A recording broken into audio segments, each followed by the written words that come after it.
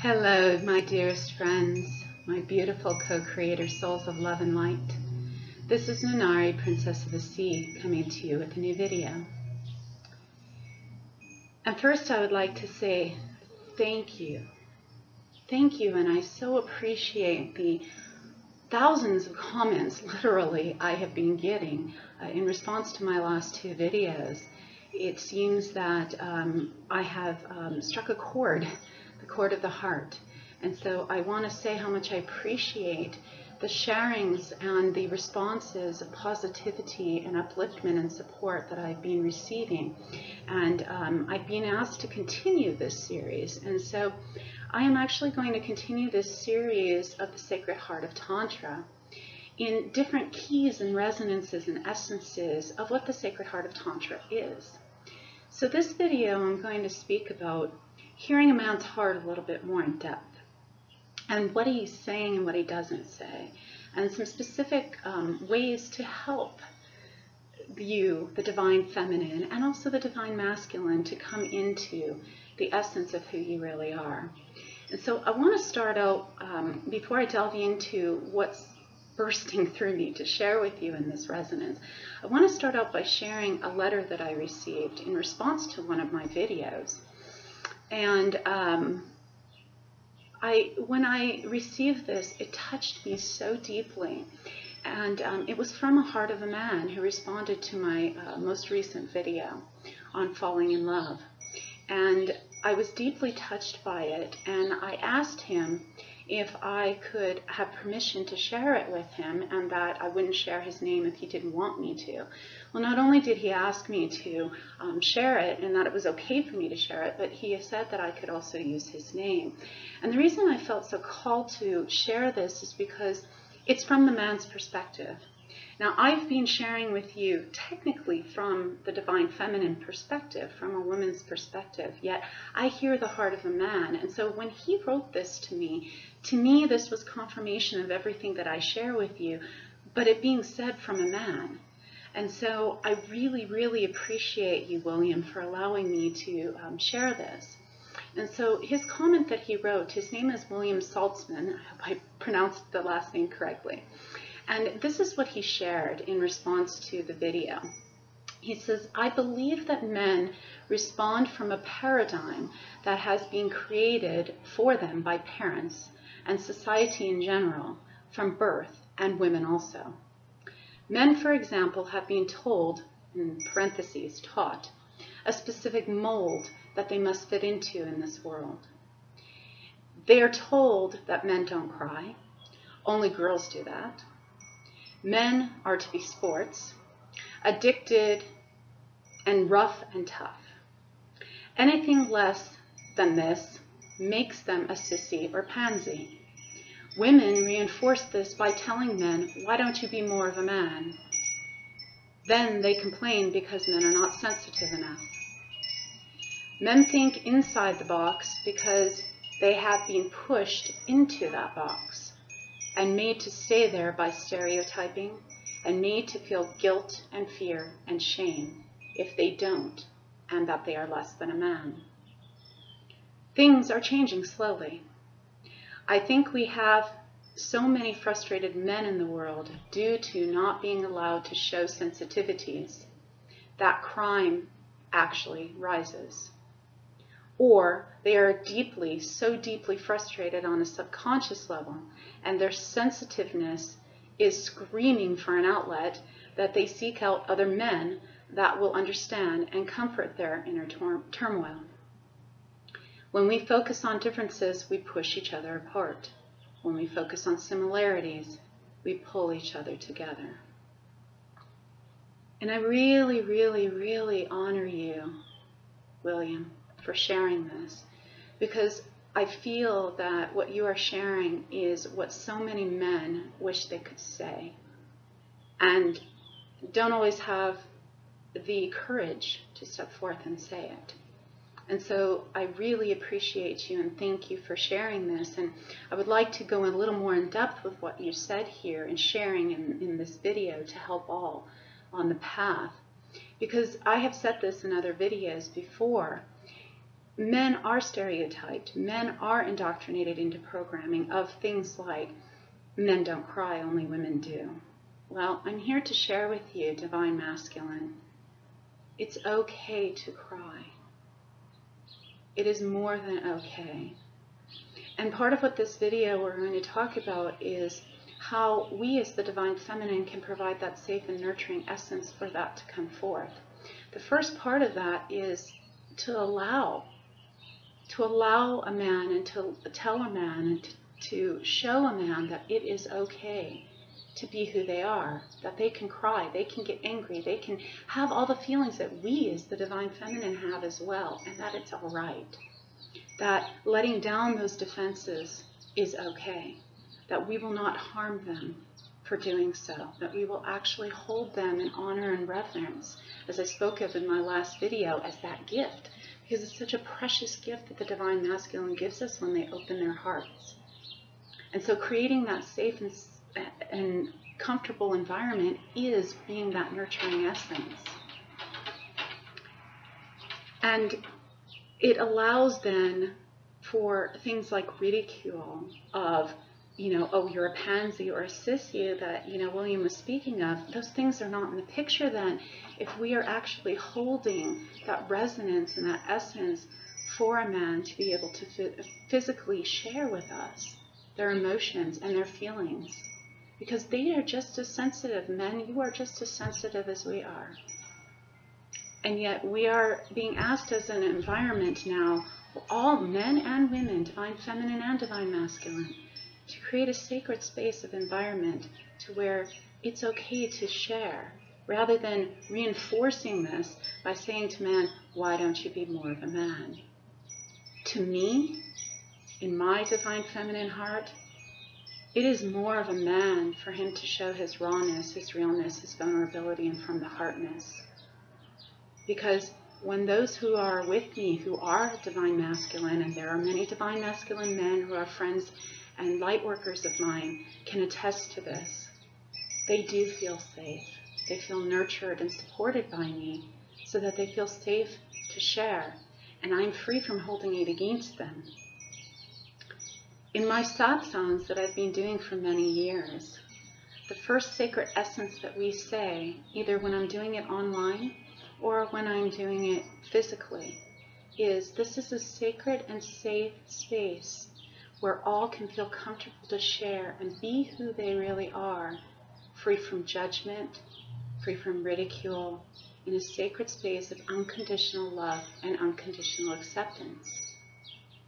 So when people walk into my online satsangs or in-person satsangs, they leave their ego at the door, in the sense of men or women bashing, in the sense of telling men, why don't you be a man, and complaining and all of that stuff. Yes, we're free to share our hearts if we have something that we need to share, but it's free from being in an essence of complaining or nagging or harming another in that sense. Because the guilt and shame that men feel is very real. And I'm here to share with you that there are Divine Feminine women out there, such as myself and others, who hold this sacred space and compassionate love for you, knowing that it is okay. And so I invite you, Divine Feminine, to again let down your guards and let down your defenses and be that nurturing essence of support for our Divine Masculine, to let them know that it's okay to share and that you'll be free from judging. Because that's the sacred essence of Tantra. It's a deep, deep intimacy that occurs. As I shared in the first video, there's a deep, deep intimacy that occurs. Because when you are asking for a tantric relationship, or you're asking for a relationship or union in your life, you are then given opportunities to receive what you asked for.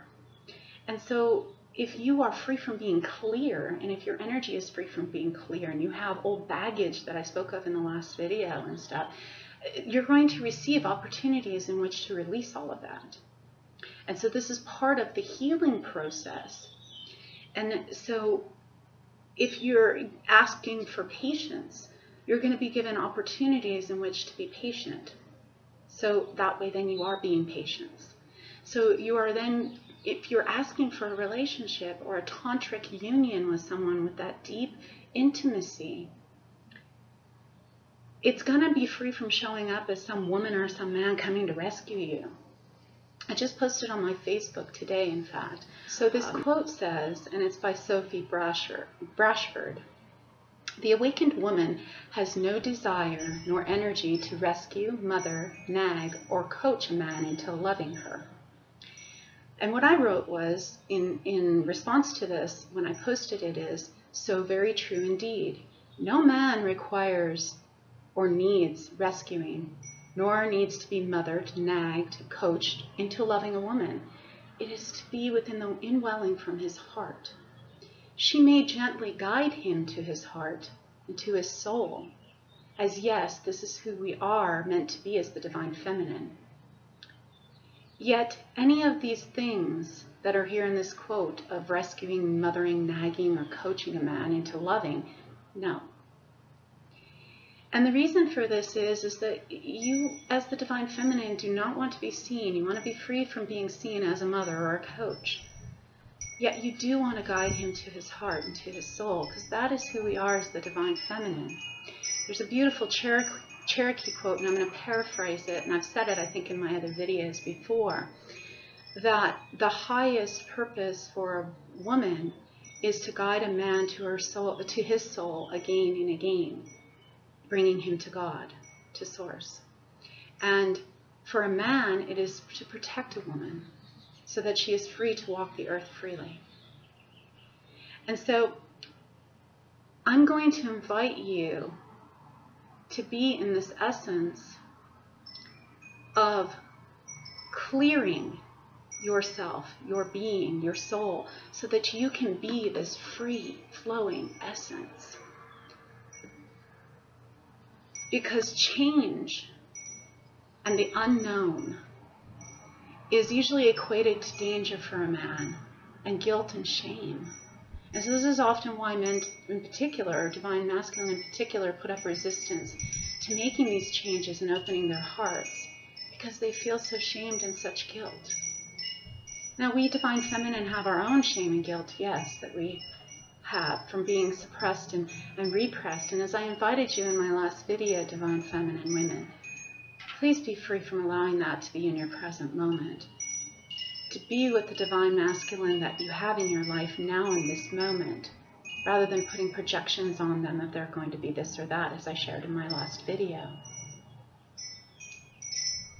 So a man, usually for the most part, it's the divine masculine. Again, this is free from being a stereotype. This is just simply an observation of what I have seen in my own journey, as well as the many that I've mentored, the thousands around the globe. Most of the time, it's the divine masculine who are resistant to change. And the reason for it is because they see it as something as dangerous. Again, referring to my last video on the sacred essence of Tantra, to let down that warrior guard meant that they were vulnerable to attack.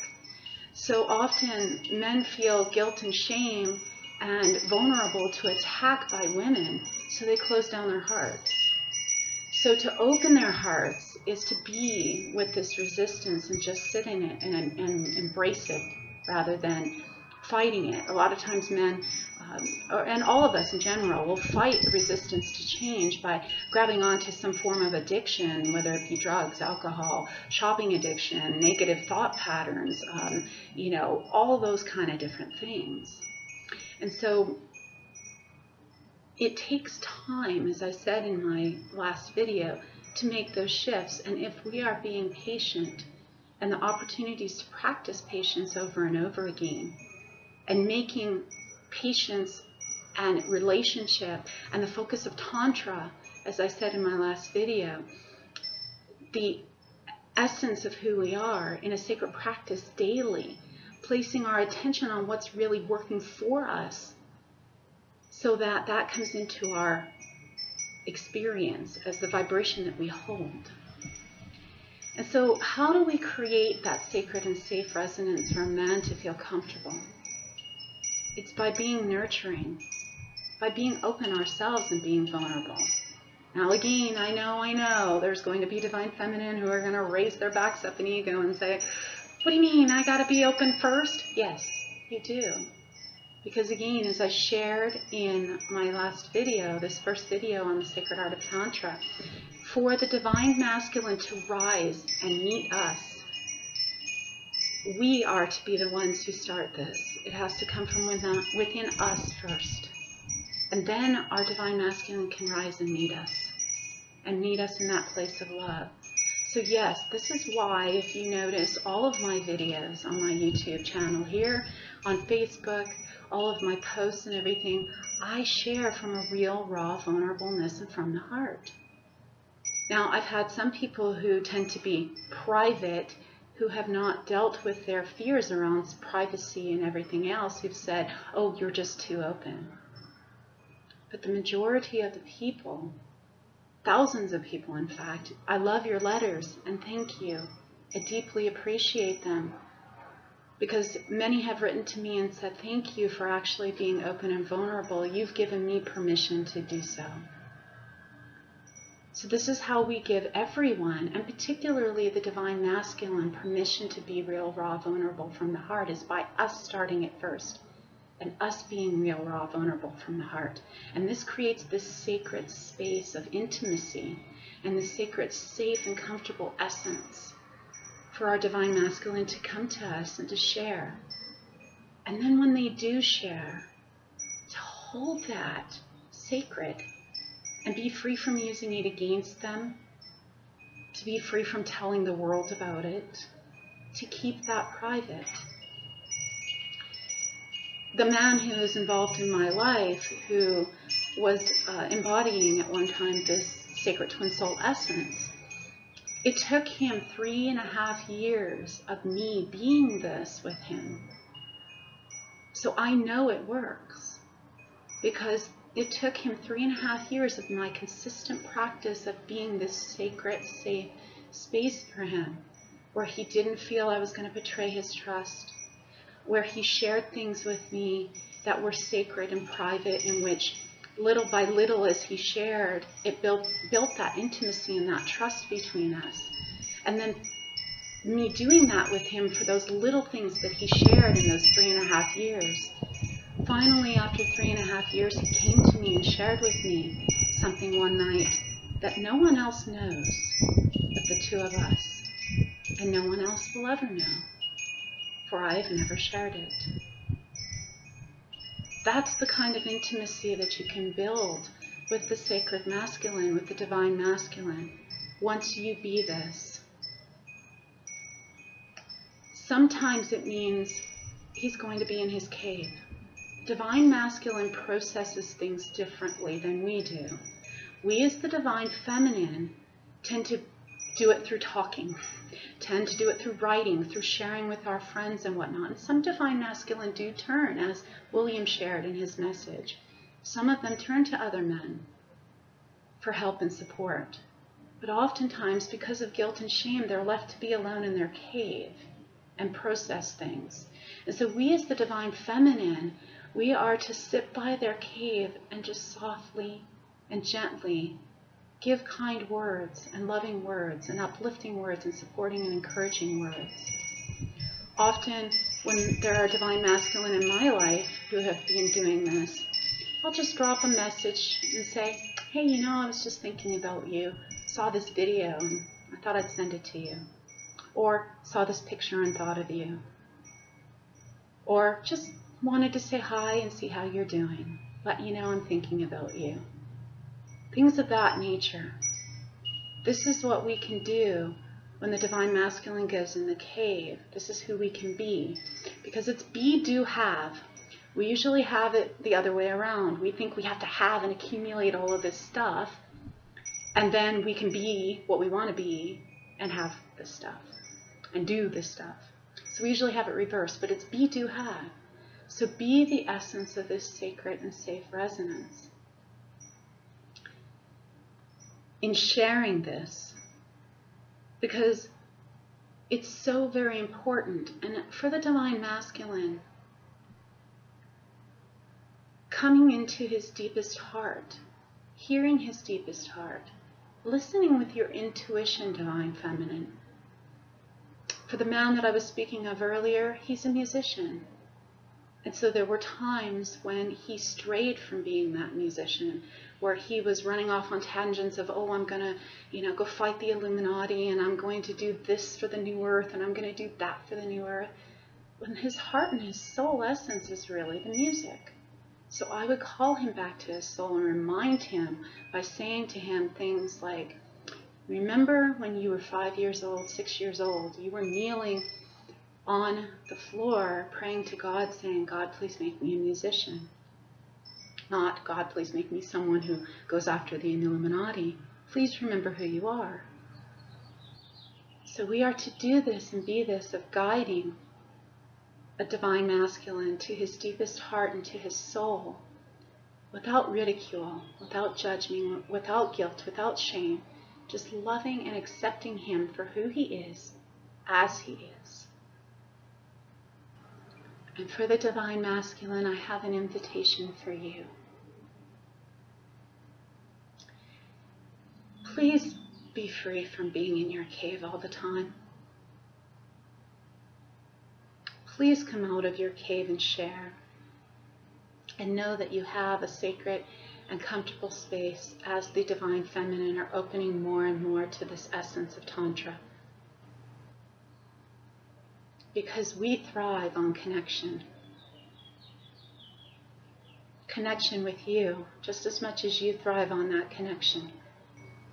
So even if there are moments when you feel disconnected, come back to the connection within you and show the Divine Feminine you love her.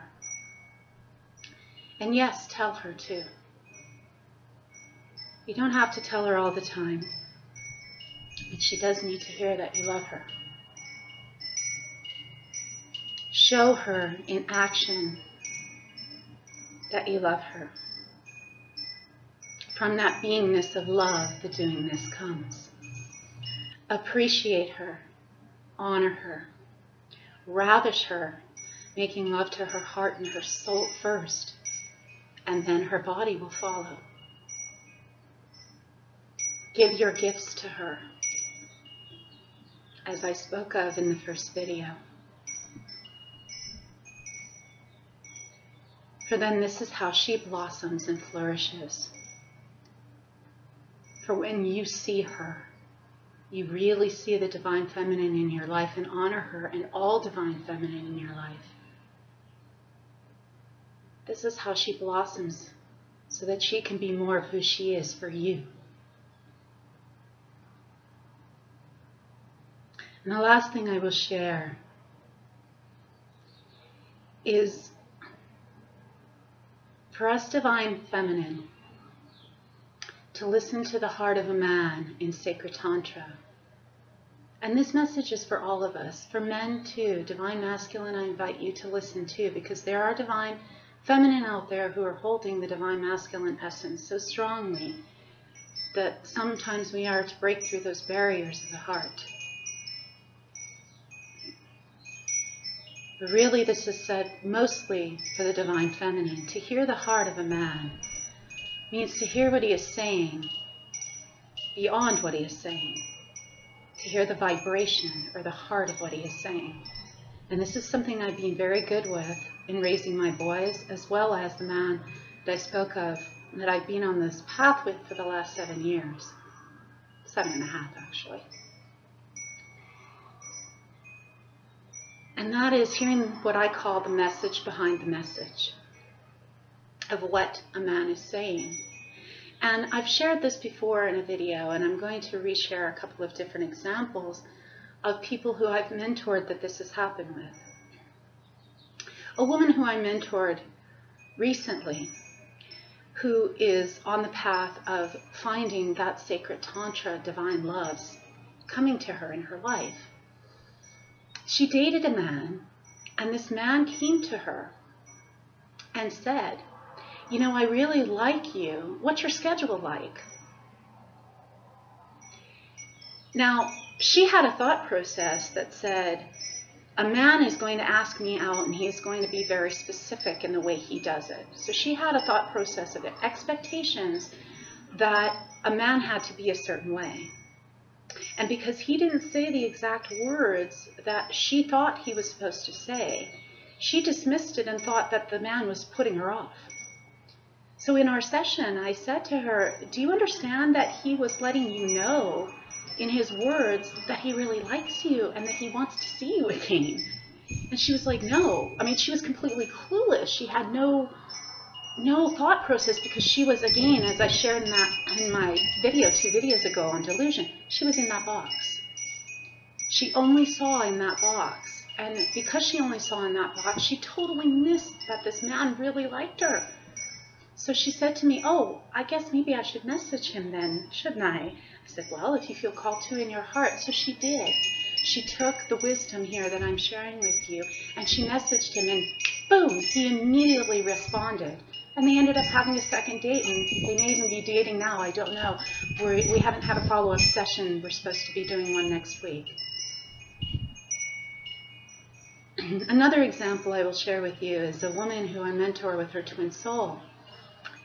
They were together in the same room, and because he had feelings within him that he was coming in real raw vulnerableness and from the heart, sharing that he was feeling lonely, he said to her, gosh, I feel something like, gosh, I just feel so lonely right now.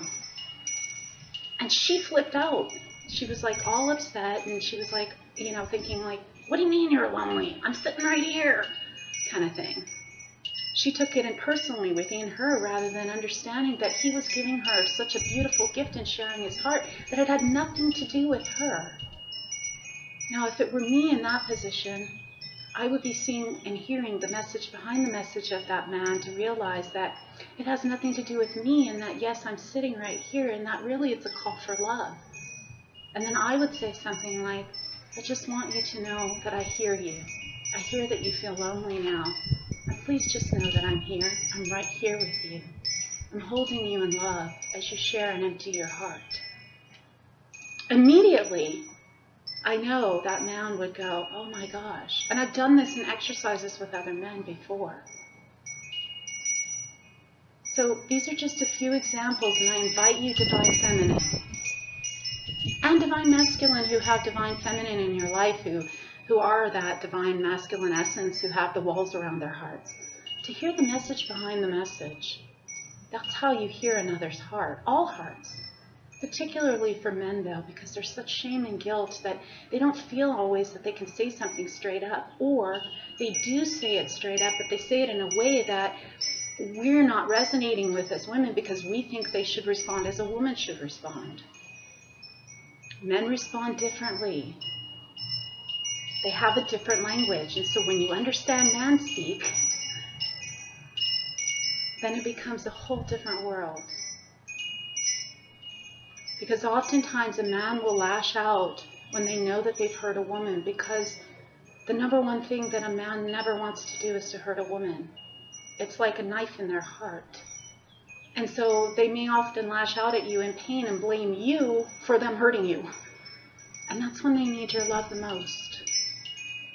That's when they need your compassion the most. And for you to be free from taking it personally, and for you to take a slow, deep breath and heart coherence, and to listen to your heart first, and to listen to his. And it may take more than one breath. It may take 50 breaths. However many breaths it takes for you to come to that place where you're no longer reacting, but you are able in heart coherence to hear your heart and his heart. So I will continue on this series of the sacred art of Tantra. For this is what the sacred art of Tantra really is, about true intimacy. I may do a subsequent video in this series having to do with the essence of lovemaking in Tantra as well. Yet I want to come into the essence of the true intimacy of Tantra first, because it's only then that the intimacy in lovemaking of sharing your bodies can come, once you are making love to your heart and your souls. May you be this love now and know how much I deeply love and appreciate all of you. I love you. Espada.